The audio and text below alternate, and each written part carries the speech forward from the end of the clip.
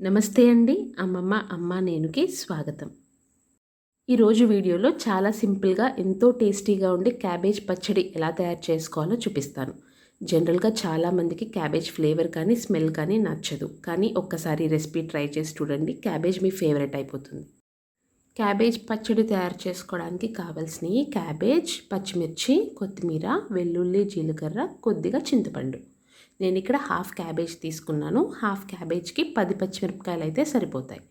కడాయి పెట్టుకుని 1 table spoon oil add చేసుకుని oil బాగా కాగిన తర్వాత ఘాట్లు పెట్టి ఉంచుకున్న పచ్చిమిర్చిని యాడ్ చేసుకుని ఫ్రై చేసుకోవాలి.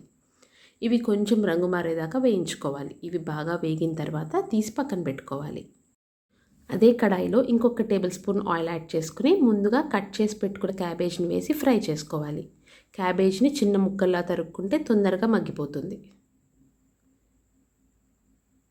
లో ఫ్లేమ్లో పెట్టుకుని 2 నిమిషాల పాటు మగ్గించుకోవాలి. తర్వాత కొద్దిగా పసుపు వేసి ఫ్రై చేసుకోవాలి. క్యాబేజ్ పూర్తిగా కుక్ అవ్వక్కర్లేదండి, ఒక 70% కుక్ అయితే సరిపోతుంది. మూత పెట్టి ఒక 5 నుంచి 7 నిమిషాల పాటు మగ్గించుకోవాలి. 5 నిమిషాల తర్వాత క్యాబేజ్ కుక్ అయిపోతుంది. ఇప్పుడు దీనిలో కొత్తిమీర యాడ్ చేసుకోవాలి. కొత్తిమీరతో పాటు వెల్లుల్లి, జీలకర్ర కూడా వేసుకుని కొత్తిమీర బాగా మగ్గే వరకు ఫ్రై చేసుకోవాలి.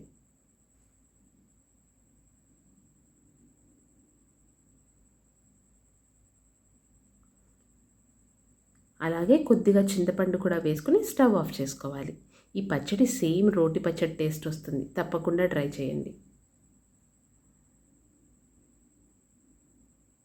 ఇలా ఫ్రై చేసి పెట్టుకున్న క్యాబేజ్లో కొద్దిగా సాల్ట్ వేసుకుని ముందుగా ఫ్రై చేసి పెట్టుకున్న పచ్చిమిర్చి కూడా వేసి గ్రైండ్ చేసి పెట్టుకోవాలి.